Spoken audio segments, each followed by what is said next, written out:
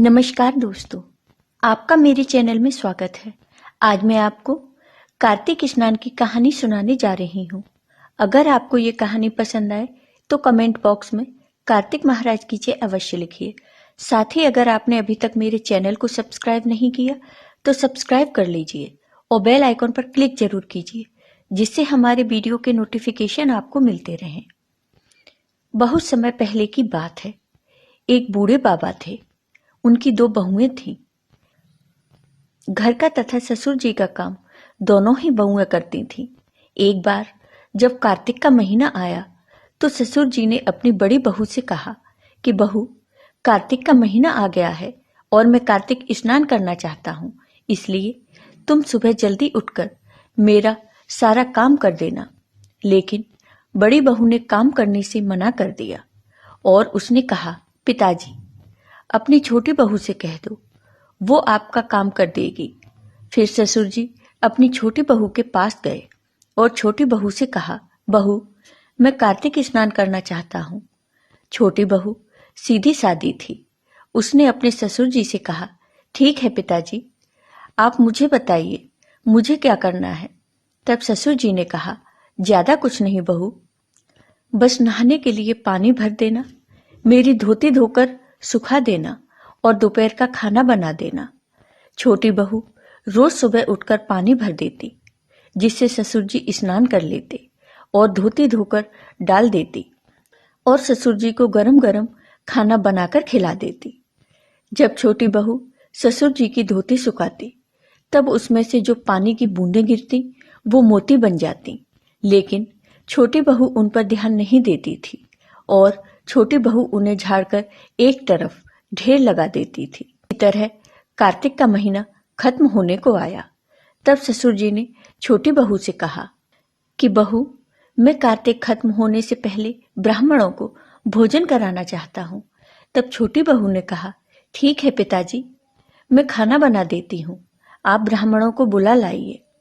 छोटी बहू ने सब खाना तैयार कर दिया और ससुर जी से कहा, पिताजी, आप ब्राह्मणों को भोजन करा दो, मैंने भोजन तैयार कर दिया है। छोटी बहू यह कहकर खेत पर चली जाती है। वहां वह चिड़ियों को देखकर सोचती है कि पिताजी कार्तिक महीने में ब्राह्मणों को तो भोजन करा रहे हैं और इन चिड़ियों को एक दाना भी नहीं खाने देते। वह कहती है कि राम जी की चिड़िया राम जी का खेत, और छोटी बहू चिड़ियों को दाना खाने देती है, उन्हें उड़ाती नहीं है और खुद वहीं थकान के कारण सो जाती है। चिड़ियां दाना चुगती हैं, लेकिन जो दाने जमीन पर गिरते हैं वे हीरे मोती बन जाते हैं। पास में बड़े भाई का खेत था। वहां से बड़े भाई ने देखा कि छोटे भाई के खेत में हीरे मोती कहां से आए। यह सोचकर वह अपने पिताजी के पास गया और पिताजी से पूछता है कि पिताजी, छोटे के खेत में हीरे मोती कहां से आए, इसका क्या कारण है। तब पिताजी कहते हैं, बेटा, ये सब कार्तिक महाराज की कृपा है। फिर बड़ा बेटा अपनी पत्नी के पास जाता है और उसे सारी बात बताता है। तब उसकी पत्नी सोचती है कि ससुर जी ने तो पहले मुझसे ही कहा था, लेकिन पता नहीं क्यों मैंने मना कर दिया। अगर मैंने मना नहीं किया होता तो ये सारा धन हमें मिलता, कार्तिक महाराज की कृपा हम पर ही होती। वह मन में सोचती है कि अगले साल कार्तिक के महीने में ससुर जी का सारा काम मैं करूंगी। बड़ी बहू ने 1 साल तक इंतजार किया। 1 साल बाद जब कार्तिक का महीना आया, तब बड़ी बहू ने अपने ससुर जी से कहा, पिताजी, आप इस बार कार्तिक स्नान नहीं करेंगे। तो ससुर जी ने कहा, नहीं बहू, अब मैं बूढ़ा हो गया हूं, अब मुझसे कार्तिक स्नान नहीं होगा।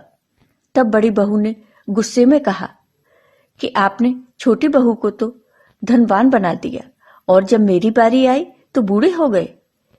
पिताजी, आपको कार्तिक स्नान तो करना ही होगा। हार मानकर ससुर जी कार्तिक स्नान के लिए तैयार हो गए। बड़ी बहू लालच के मारे ससुर जी का बहुत ख्याल रखती, सब काम समय से करती।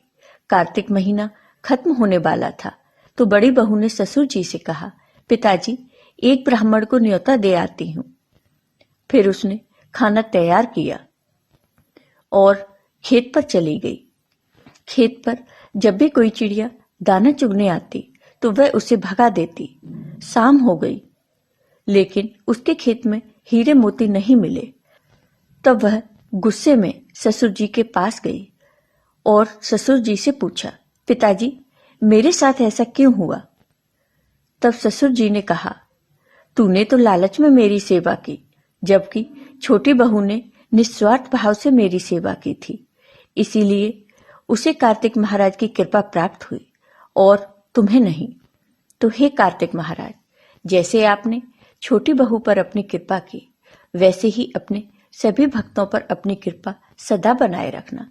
जय हो कार्तिक महाराज की। आपको ये वीडियो पसंद आया हो तो कमेंट बॉक्स में कमेंट करके जरूर बताइए। साथ ही मेरे वीडियो को ज्यादा से ज्यादा शेयर करिए। धन्यवाद।